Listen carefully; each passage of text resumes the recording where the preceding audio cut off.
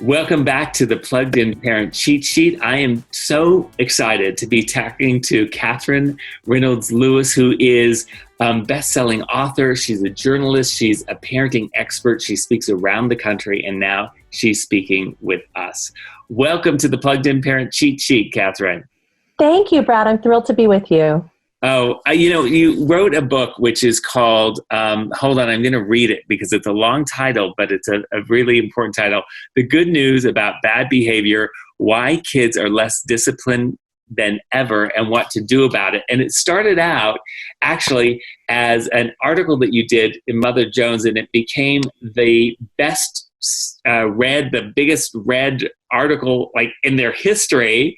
And so you decided to put it into a book form, and that's phenomenal. So congratulations. Oh, thank you. I guess it validated that I wasn't the only one dealing with discipline issues. Yeah. Well, I now want to talk to you about specifically kids and news and our news consumption, right? And I like your book. It really is about empowering kids and holding them as whole, not holding them as sort of like people who need to be coddled. And I was reading through some of the advice that people, when I was asking about like looking at how do we have a dinner conversation around news, because current events, it's coming up, it's in our ethers, it's in our family. So when I was looking at this, a lot of people said, just tell your kids to watch less news. And I just don't know that that's practical. Where do you fall on this, Katherine? Well, and as a journalist also, I shy from that advice, right? Because we want our kids to be informed consumers of news. I would say there's three things that I like to think about when it comes to that question.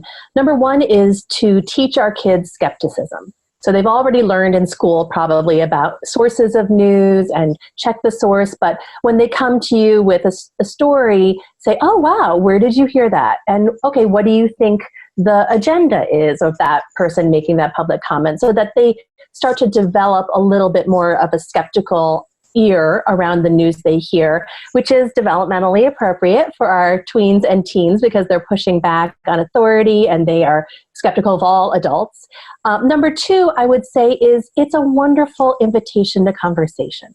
So when they come to you with something, your first reaction may be like, that is completely inaccurate, or it's blown out of proportion. But instead of shutting it down, if you can ask them questions so that it prolongs the conversation. Where did you read that?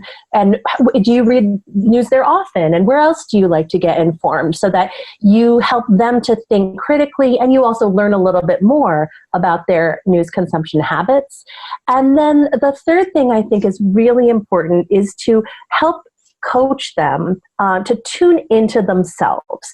So this is another area where asking thoughtful questions can be really helpful. So when do you read news, and what do you find if it's late at night? And then do you find that it's hard for you to sleep if you've been reading a lot of news about COVID or things that are maybe scary? Or if you read in the morning, do you end up losing an hour because you're just following different rabbit holes down? So that you're not telling them stop, but they can start to develop their own breaks. They can start to tune into their own sense of, if I'm on Instagram or TikTok or YouTube for an hour, I feel jittery, or I feel hungry, or I'm glazy-eyed when I get off. Then they can start to self-regulate better on their own if we coach them to pay attention to those kind of signals. Oh, that's good not only for news, but for just everything like gameplay and yes, right? Absolutely. I do find that there are great moments when we're watching news together. Is there a distinction or anything that you might suggest? Maybe it's bringing in those conversation habits, but what do you think if we're sitting there watching whatever our newscast of the day is together? Mm-hmm. There's a study that shows that newscasts, that kids consuming local news is up like 20% during this pandemic. So that's kids watching the local news with you. Yeah. Well, sitting side by side watching news together is a great time for kids to open up. And often they'll be sort of making a little commentary on the news as you're watching, which for some of us can be a little annoying. So if we can manage our own feeling of distraction and instead maybe pause the news and say, hey, I'm interested in what you have to say. Did you think that was kind of bogus, or do you not believe that? Or, so that we can take the nonverbal signals or the asides that they make and again, try to prolong the conversation. And another thing we can do in those moments is to even model taking a break. So if there's news on and it's high tension or it's negative, we can even say, you know what, I'm feeling a little anxious. So I'm going to just take a break from the news, go walk around the block, go, listen to some music, and I'm going to come back in 10 minutes when I'm feeling in a better place to hear this kind of a little bit scary news. So that may not be something you pull out every day, but it's something to keep in your back pocket as a way to show our kids that feedback mechanism that we want them to start to develop, that I'm starting to get anxious, my heart's racing, maybe I need to take a break. And what about when you're at the dinner table and you're processing that news? As we're dealing with information where sometimes I'm trying to discern what the facts are in the stories, but they are too. It's like, how do you sort of get that middle ground that you really have to process what you're hearing? Yeah. Yeah. So again, this is a great place to ask questions. Like, I wasn't aware of that. I'd be interested to see the source. Do you remember where you first heard that? And that gives them an opportunity to save face, right? Maybe they go back and say, oh, I couldn't find it, or they bring the source to you. And then you can look critically at like, okay, so what information did they use to state that claim, to support that claim? And, with kids this age, they want to be right all the time. And as adults, we can do well by letting them be right and yet also helping them to develop more of that skeptical lens. I sometimes say that, by the time my kids are 18, I want them to take more and more charge of everything so that by the time they're 18 and they're ready to go out the door and be independent, they're like a little bit worried about mom. Like, she asks so many questions about this and she seems to forget things. I have to really take care of everything around here, so playing that mumbling adult can sometimes serve us well. It gets them to step up more, right? If we're sort of like, oh gosh, no, I never heard that. God, I'd be really interested to learn more. I'm with Katherine Reynolds Lewis, who is a best-selling author. She's joining us here on the Plugged In Parent cheat sheet, and we're talking about the dinner conversation and news.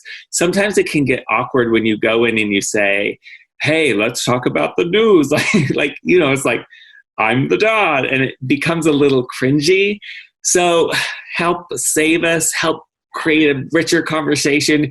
You're the expert. You tell us what we should be doing. Give us a couple tips to having those dinner conversations be a little bit more meaningful. Sure, I'll give you two. So number one is just own the cringeworthiness of your whole being, right? As parents of tweens and teens, we are dorky, we are clueless, they are embarrassed by us. That's totally developmentally appropriate.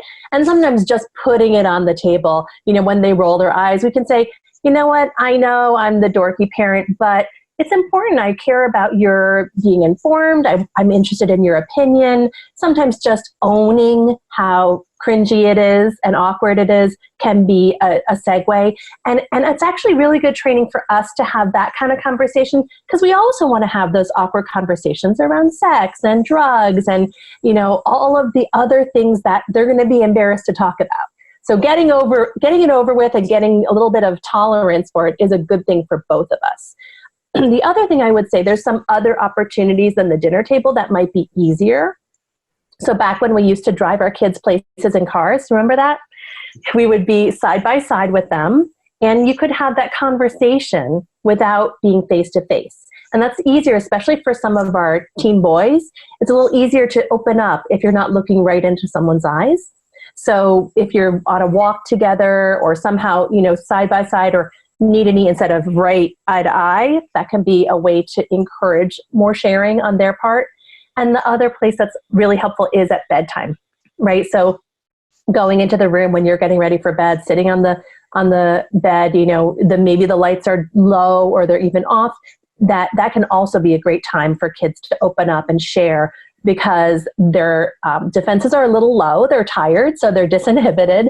And again, you have that more indirect contact. You're not staring right at them across the table. You're maybe sideways to them, or even, you're facing that way and they're facing this way. And it can be another really great venue to have those heart-to-heart conversations.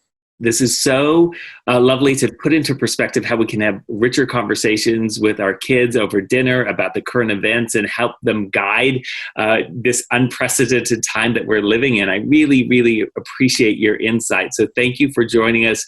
And that has been another edition of the Plugged In Parent Cheat Sheet. Thank you, Katherine Reynolds Lewis, for joining us.